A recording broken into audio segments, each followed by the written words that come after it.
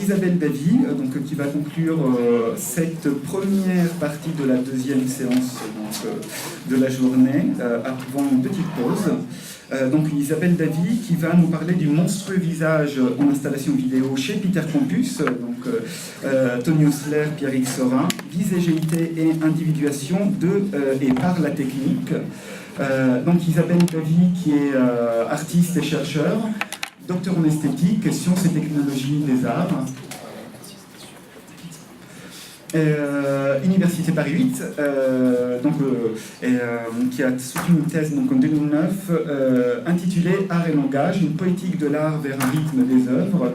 Elle est chercheuse associée au laboratoire esthétique des nouveaux médias, art des images et art contemporain, le DNM et l'AIAC de Paris 8. Elle est également diplômée du Frénois, Studio national des arts contemporains, a enseigné au département Paris 8 également. Ses recherches en théorie des arts et esthétique portent sur les questions de corps, de médium, de temporalité, de spatialité, dans les dispositifs d'art contemporain, en particulier dans les installations, questions travaillées à partir d'un concept transdisciplinaire de rythme.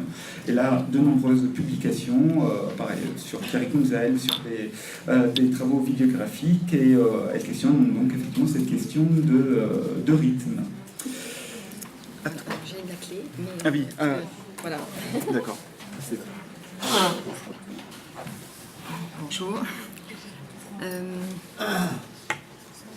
Alors ma communication va porter sur le lien effectivement entre le potentiel d'invention de visagéité et la question même de l'individuation. Je vais recouper des préoccupations qui ont été abordées tout à l'heure à propos de l'eugénisme, même si c'est dans un autre contexte. C'est-à-dire la nécessité de penser la nécessité de penser en fait la conception de l'individu que l'on mobilise pour penser l'art et pour le faire aussi.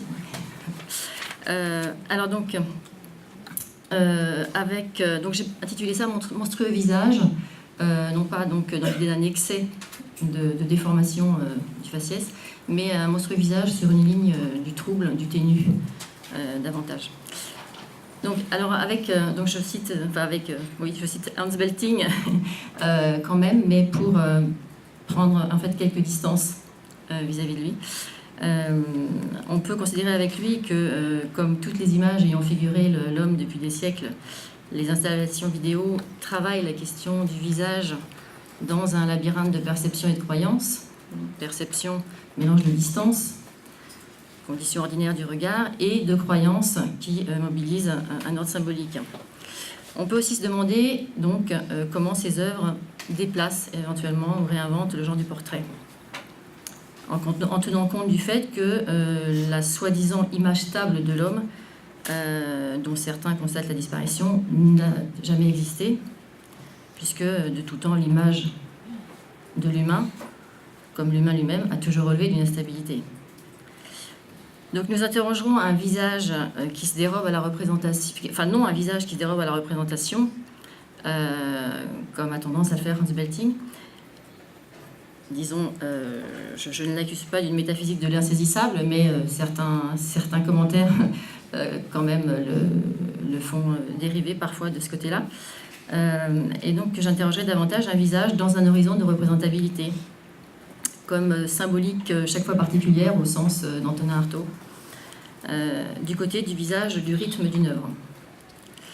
Alors ce rythme, je l'entends comme point de vue global, à la fois comme un point de vue global d'une vision de l'art dans les rapports à la société, et en même temps comme quelque chose de très concret, c'est-à-dire cette organisation spatio-temporelle d'une œuvre qui fait sa spécificité et qui fait son historicité.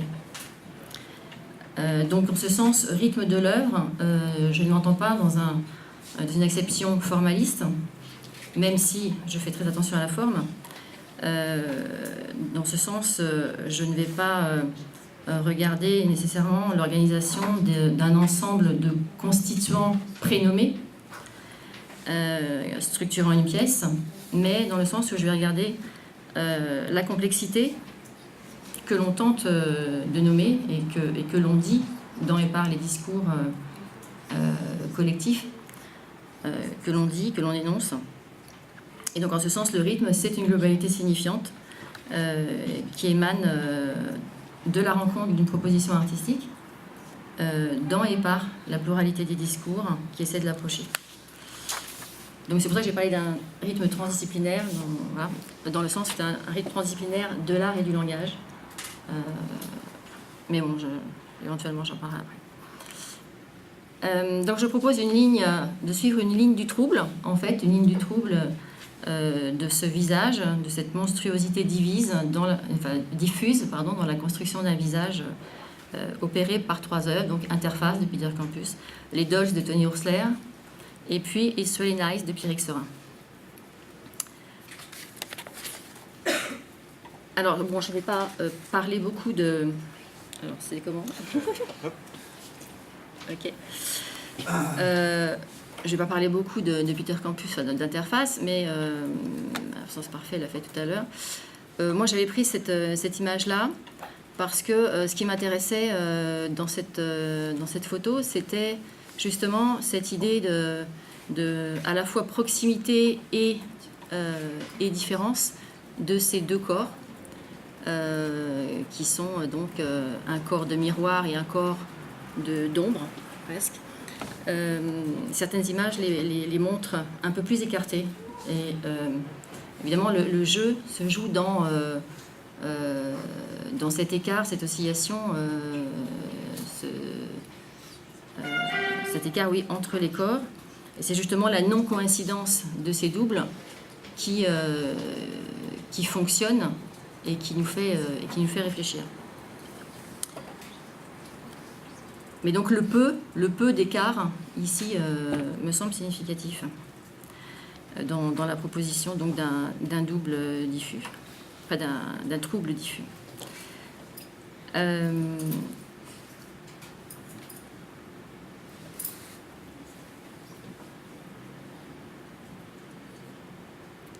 Alors, on pourrait d'ailleurs faire un rapprochement, un parallèle avec un propos de Peter Campus qui dit travailler dans ce lieu entre, justement, d'un côté la télévision et de l'autre la salle obscure, la télévision et le cinéma.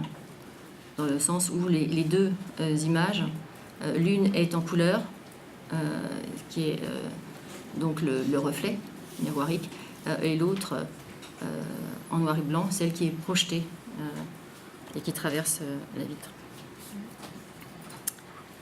Et en quelque sorte, le visiteur ou la visiteuse est en quelque sorte rattrapé par une image à la fois proche et lointaine, en fait, parce que en fait, le projecteur est derrière elle. Et c'est un peu comme si elle se faisait un peu doubler par son ombre. En tout cas, quelle que soit la position du visiteur, qu'il soit de face ou oblique par rapport à l'écran, enfin par rapport à cette vitre double, à la fois miroir et écran, quelle que soit sa position, en fait, le visiteur est toujours dans une obliquité de perception, symboliquement parlant.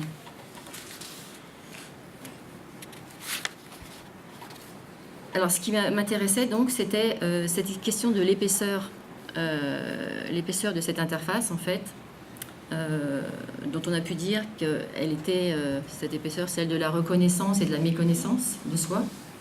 Et on pourrait ajouter celle de l'inconnaissance de soi, dans le sens où les doubles de ces 2 visages, finalement, entrent dans une indissociabilité, quelque part, physiquement et symboliquement. C'est pour ça que je fais cette photo, encore une fois. Et donc, interface m'apparaît moins comme finalement un visage dédoublé, terme qui suppose au préalable un visage déterminé, défini, qu'une rencontre de l'autre de soi, finalement, dans un visage déjà double. Toujours double. Alors, en reprenant, en paraphrasant Deleuze, bon, on pourrait dire que ce visage est la coexistence de deux mouvements de ligne de fuite, un trait de reflet et un trait de spectre, vers un devenir de la personne, vers un devenir de la question même de l'individu. C'est ça qui me semble important dans sa relation à lui-même, aux autres, à son environnement. Et cette interface du visage comme zone de voisinage et d'indiscernabilité montre une non-unité du sujet, mais une non-unité du sujet, je pense là, dans le sens d'une altérité qui soit constitutive du sujet, une altérité constitutive de l'identité, non pas une altérité face à une identité. C'est justement cette question de la conception de l'individuation qu'on choisit. Voilà. Ah oui, c'est là. Donc j'ai pris quelques images des dolls ou dummies de Tony Horsler. Voilà, pour donner un peu l'atmosphère, on va dire, de ces installations. Je les appelle installations. On a beaucoup parlé des poupées et on a tendance à se focaliser beaucoup sur les poupées, c'est normal, elles sont là. Mais voilà, il ne faut pas oublier que ce sont des installations, enfin, je pense, ce sont des installations poupées. Et d'ailleurs, dans les cartels, c'est toujours installation avec projection vidéo. Ce qui n'est pas un détail, je pense.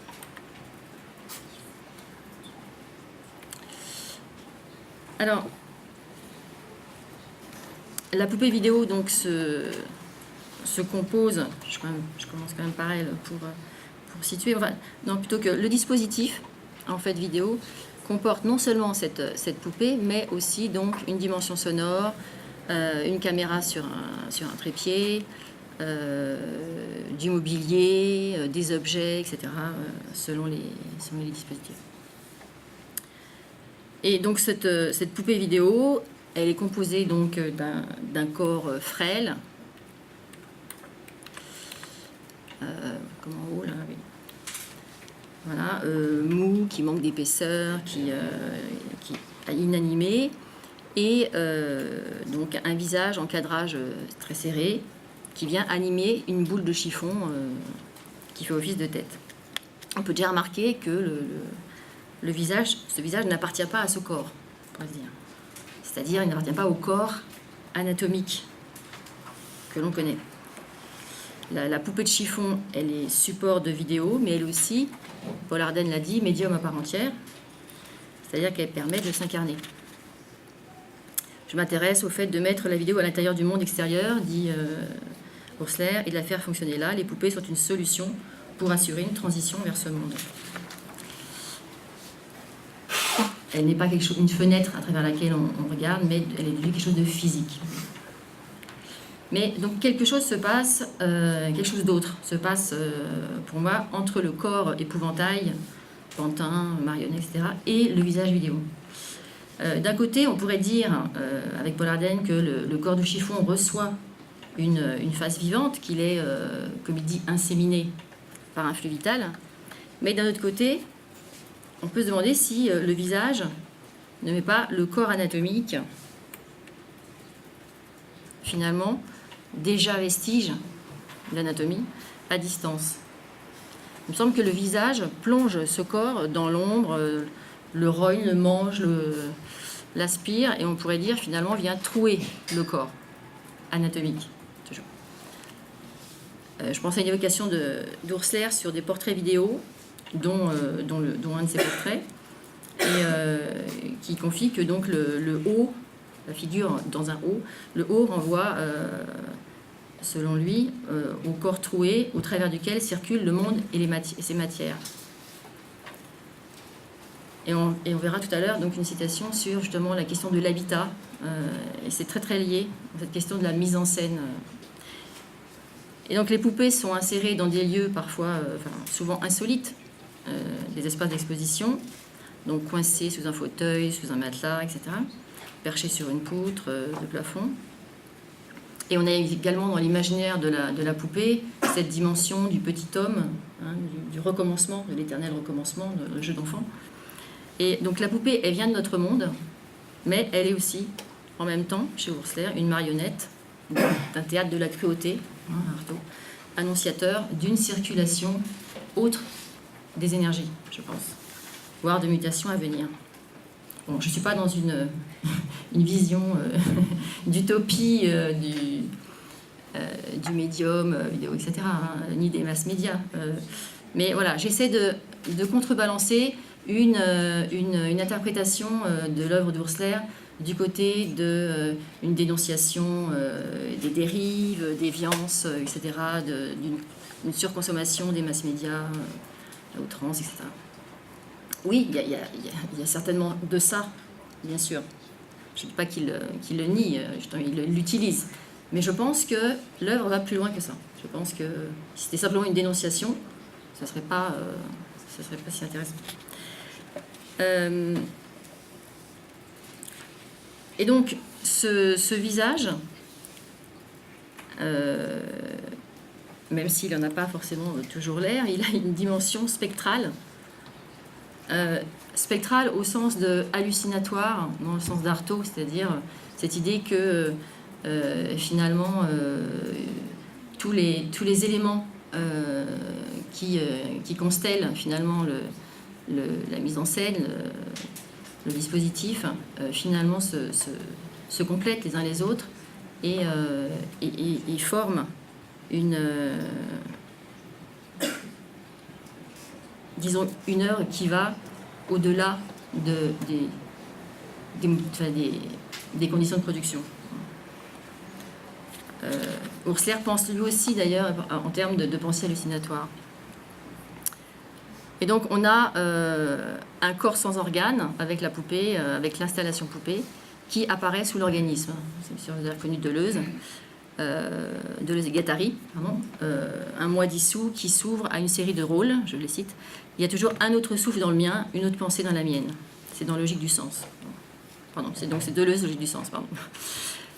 Donc ce corps troué est animé d'un flux de langage plus ou moins articulé, qui va du soupir au hurlement, passant par le bavardage ininterrompu du côté de l'innommable de Beckett.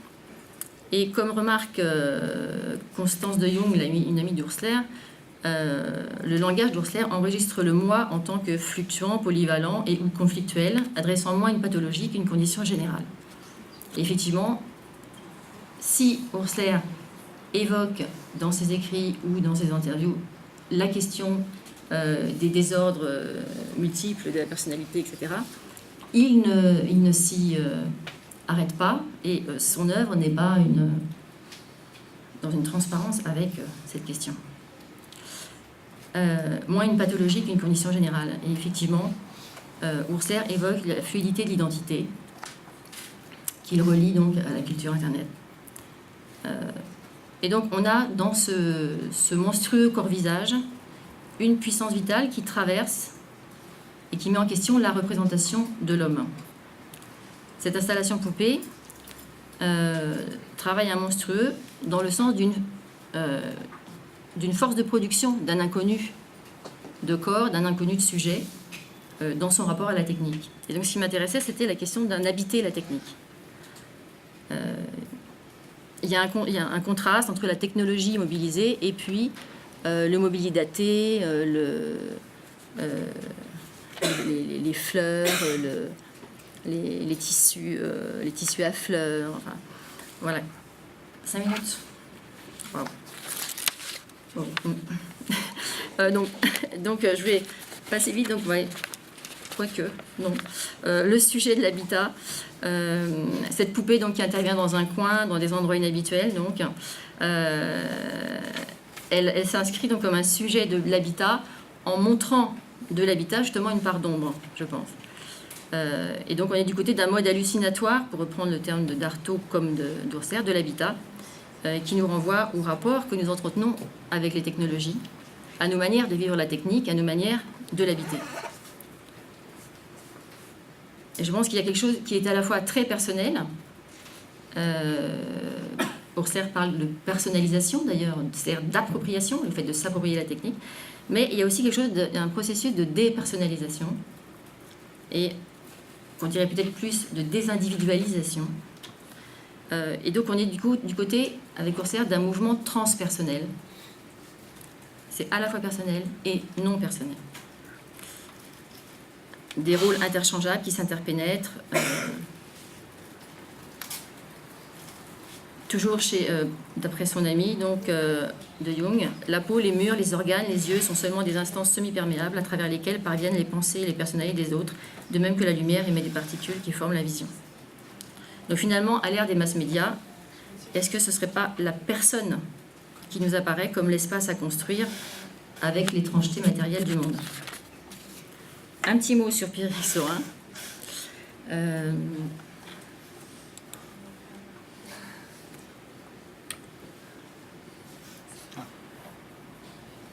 Ça, c'est la fin de... Ah, merde, pardon.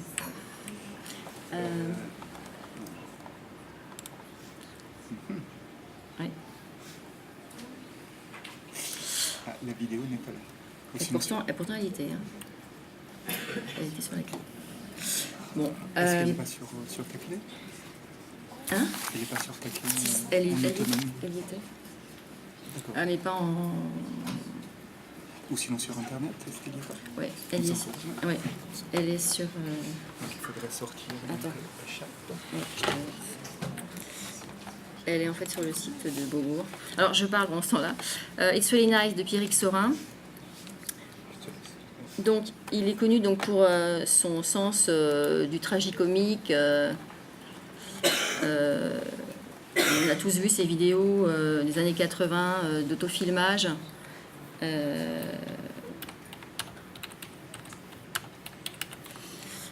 Qui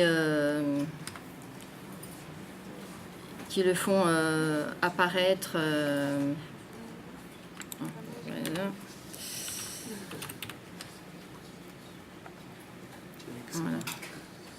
Qui le font apparaître donc comme une sorte d'anti-héros de l'impuissance. Par contre, il ne va pas y avoir une vidéo, mais enfin... Ouais, non, il n'y a pas la vidéo sur celui-ci. Mais ça dépend. J'ai eu du mal à la trouver déjà. C'est sur Numedia. C'est numedia.org, non? C'est sur Numedia au-dessus. Je ne sais plus. Alors, je continue. Donc, ils vont penser à la pratique amateur, etc. Réveil, par exemple, en 88, un autoportrait en Super 8, où systématiquement, tous les matins, on le voit englué dans un cercle vicieux de la fatigue, ne pouvant pas prendre sa vie en main. Ah, c'est pas la fin, là? Ah, non. Alors, It's Really Nice, qui a représenté la France donc à la Biennale de Sao Paulo, présente cette atmosphère tragicomique également. En fait, le visiteur se trouve devant, bon là on voit pas, mais c'est un mur de 32 têtes qui sont filmées en gros plan. Et donc ces visages sont tous dans une position frontale par rapport à nous. Ils papillonnent, ils roulent des yeux, ils annonnent des inanités, enfin des propos stéréotypés, et en particulier donc It's really nice, I like this work very much. Voilà. Et leurs voix sont entrecoupées de bruits de déglutition. Alors évidemment, l'inanité des propos peut faire penser à donc une critique de la conception de l'art comme communication.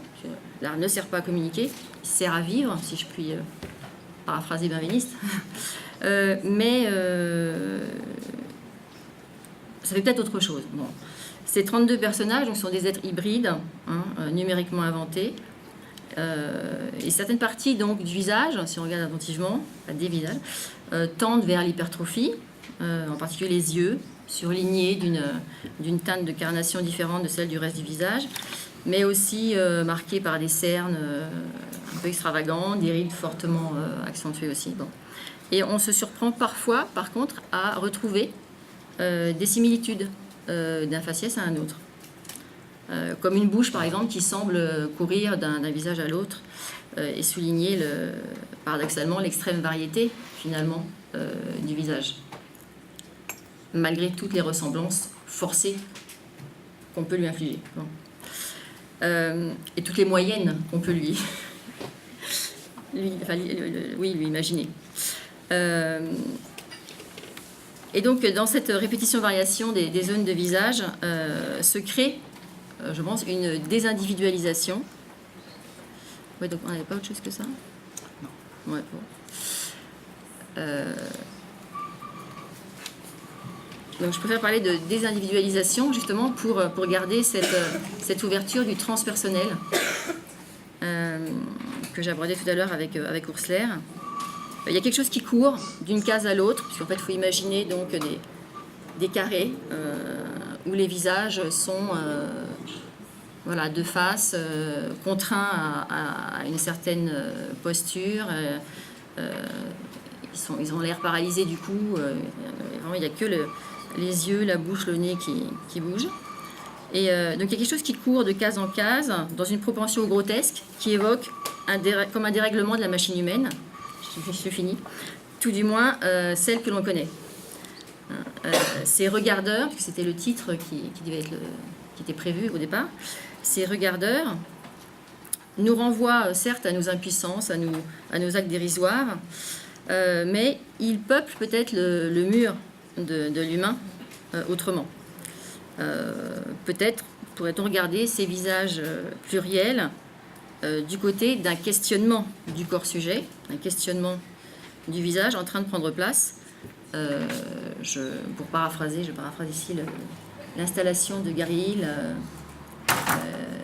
Comment c'est In as much as it is always already taking place. Hein, c'est une 90, je crois. Et justement, Gary Hill est interprété par Hans Belting, justement, du côté, là, avec cette installation, du côté d'un... Belting pose la question, où finit le corps et où commence la conscience? Et alors moi, j'ai envie de dire à Belting, mais on pourrait peut-être lui demander aussi où commence le corps. Aussi. Où commence le corps, où commence le visage, où commence le sujet. Donc voilà, j'ai essayé de montrer que finalement, il y a des visagéités sous les visages et que ces visagéités forment des problématiques qui nous invitent à revisiter les questions de sujet, de personne, d'individuation, de subjectivation. Et peut-être qu'on n'est pas tant dans la... En tout cas, on n'est pas obligé d'être dans un constat de la disparition du visage, de la dissolution de la représentation humaine, représentation au sens générique large. Mais finalement, on est peut-être simplement dans un questionnement, on peut aussi l'aborder comme un questionnement, cette évolution, un questionnement de l'humain par un visage qui porte lui-même une critique sur notre réduction de l'humain du côté d'une figure individuelle. Peut-être qu'il faut se poser la question déjà de ce qu'on veut que soit l'individu, quelque part. Voilà, je finirai par une phrase de Deleuze et Guattari: « Jamais le visage ne suppose un signifiant ou un sujet préalable. » Voilà, je trouvais que c'était une bonne idée. Voilà, merci.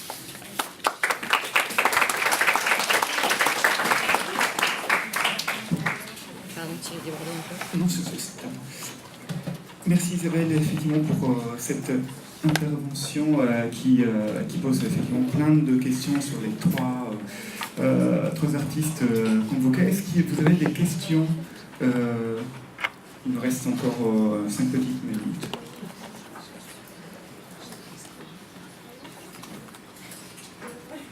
Moi, j'aurais une petite remarque sur la question, sur Thomas Osler, effectivement, sur la question du corps sans organes. Je me pose vraiment la question, si je l'ai bien compris, hein, cette question du corps sans organes. Deleuze, effectivement, il parle de corps intensif, où la question du visage finalement disparaît. Là, on a une vraie séparation, finalement, entre les deux statures de cette sphère sur laquelle on projette, et cette surface molle, finalement, ou vide plutôt, donc peut-être intensive. En tout cas, il y a deux intensités différentes entre ce visage et ce corps. Oui. Et chez Deleuze, en tout cas, comme je l'ai compris, ce devenir corps sans organes, c'est finalement avoir une tête à la place effectivement, du visage et l'intégrer dans la part corporelle. Donc, je ne sais pas si je me posais des questions par rapport au terme corps sans organes sur vraiment ce cas particulier. Je pense que dans l'expression de corps sans organes que Deleuze et Guattari reprennent en fait à Artaud, si je ne fais pas d'erreur, cette expression, il l'inscrivent dans une critique justement de la conception de l'individu comme sujet conscient, volontaire, unitaire, défini du côté d'une ontologie, etc. Et donc le corps sans organes vient critiquer le corps qu'on croit qu'on a, quoi.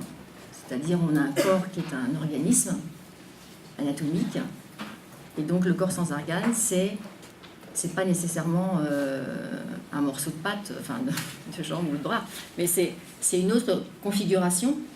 Donc en fait c'est une reterritorialisation selon les termes de lexique deleuzien, un réagencement de ces organes pour faire un organisme autre, c'est-à-dire passer d'un sujet conscient unitaire à alors bien sûr Deleuze n'emploie pas le terme de sujet, hein.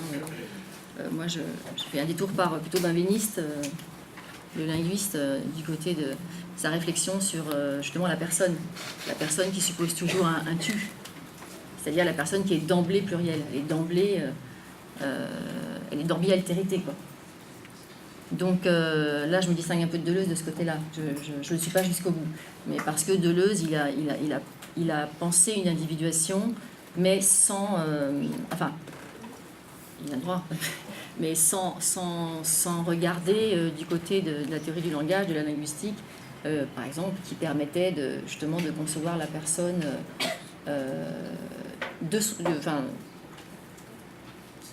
une personne qui allait aussi dans son sens à Deleuze, hein, quand il parle d'ipséité et justement dans sa critique de l'ontologie, de l'essentialisme, quand il parle d'ipséité, quand il parle de choses qui peuvent avoir du sens, constituer du sens, et pas seulement ce qui est prédéfini, justement sujet, objet, etc. Donc ils sont tous les deux avec ce corps sans organes dans une critique finalement de la conception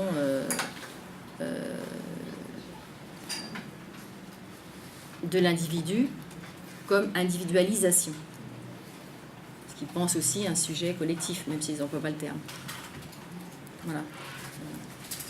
Mais donc du côté du visage, donc je reviens, le visage chez Oursler, hein, dans l'installation poupée, je pense qu'il y a ce frottement entre le visage vidéo et la poupée, au sens où le visage, c'est pas le visage de cette poupée, d'emblée comme ça, c'est ce qu'on peut dire, qu'il y a quelque chose qui se passe entre les deux, effectivement, il y a quelque chose qui écorche, et on a l'impression que ce visage... Ah oui, non, c'est vrai, j'ai complètement... non, c'était où?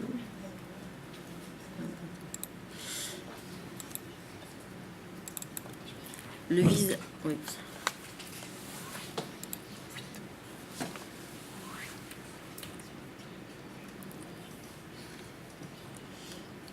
Qu'est-ce que je disais?